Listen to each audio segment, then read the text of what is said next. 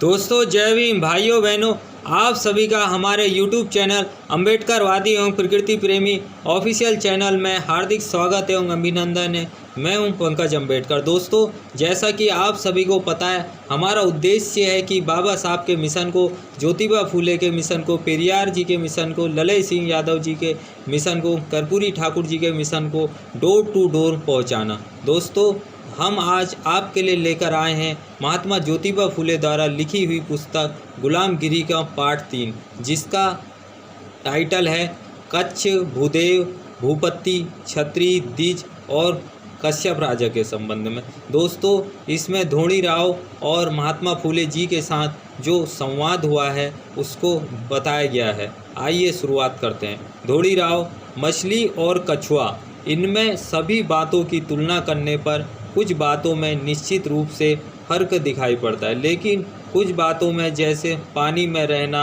अंडे देना, उन्हें फोड़ना आदि में समानता भी दिखाई देती है। इसलिए भागवत आदि पुराणकर्ताओं ने यह लिख रखा है कि कच्छ कछुए से पैदा हुआ है। इसके बारे में सोचते हुए परिणाम मत्स्य जैसा ही होगा, फिर अपना सारा समय व्यर्थ में खर्च होगा, ऐसा मुझे लगता है। इसलिए मैं आपसे आगे की बात पूछना चाहता हूं कि कच्छ ने बंदरगाह पर उतरने के बाद क्या किया।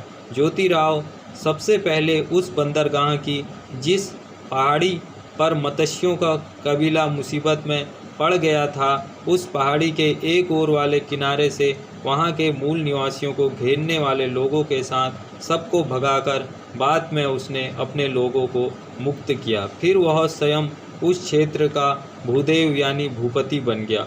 धोनी राव फिर जिनको कच्छ ने खदेड़ा था वे क्षेत्रीय लोग किस ओर चले गए। ज्योतिराव जो विदेशी, ईरानी या आर्य लोगों का कबीला समुंदर के रास्ते से आया देखकर घबराकर द्विज आए कहकर चिल्लाते हुए पहाड़ी के उस पार जाकर कश्यप नाम के क्षेत्रपति के पीछे पीछे निकले। कच्छ ने उनको इस तरह पीछे पीछे जाते हुए देखकर अपने साथ कुछ फौज लेकर उस पहाड़ी के एक छोर से नीचे उतरा। उसने उस पहाड़ी को पीछे छोड़कर कश्यप के राज्य के क्षत्रियों को ईरान की मदद से कष्ट देने लगा। बाद में कश्यप ने उस पहाड़ी को कच्छ से वापस लेने के इरादे से बड़ी जंग की तैयारी की, लेकिन कच्छ ने अपनी मृत्यु तक उस पीछे छोड़ दी गई पहाड़ी को उस क्षेत्रपति के हाथ नहीं लगने दिया और अपनी युद्ध भूमि छोड़कर वह एक कदम पीछे नहीं हट सका। दोस्तों महात्मा ज्योतिबा फूले ने 100 साल पहले ही बता दिया कि जो भी ये ग्रंथ लिखे गए हैं गपोड़ कथा है, काल्पनिक है, इसके अलावा कुछ नहीं है। जो भी ये मत्स्य हैं या कच्छप हैं, जब ये भारत में आए इन्होंने बहुजन समाज का सारा राज्य हड़पा, बहुजन समाज को मारा पीटा, उनके साथ अत्याचार किया, अन्याय किया। ये सारी बातें महात्मा ज्योतिबा फूले ने गुलामगिरी में लिखी हुई है। और हमारा बहुजन समाज, महात्मा ज्योतिबा फूले ने सत्य शोधक समाज की स्थापना की, तो बहुजन समाज सत्य शोधक समाज को छोड़कर आर्य समाज में गया और आज भी पाखंडी बना है। और बाबा साहब की बदौलत लोगों को बड़े बड़े पद मिले, नौकरियां मिली, पैसा मिला, लेकिन हमारे समाज ने 1 रुपया भी किसी गरीब को उठाने में, बहुजन समाज को उठाने में नहीं लगाया।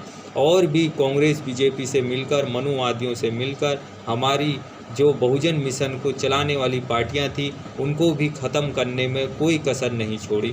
और जो पैसा मिला उसको भी इन्होंने मनुवाद में खर्चे किया, अपने बीवी बच्चों तक ही सीमित रहे, प्लॉट में प्लॉट जोड़ते रहे, कोठी में कोठी बनाते रहे, लेकिन बहुजन समाज को नहीं देखा। दोस्तों वीडियो को ज़्यादा से ज़्यादा शेयर कर दें। बहुजन समाज से मेरी रिक्वेस्ट है कि सब लोग एक साथ आएँ और अपनी सरकार बनाएं, सब लोग एकजुट होए। जय भीम, जय भारत, नमो बुद्धाय।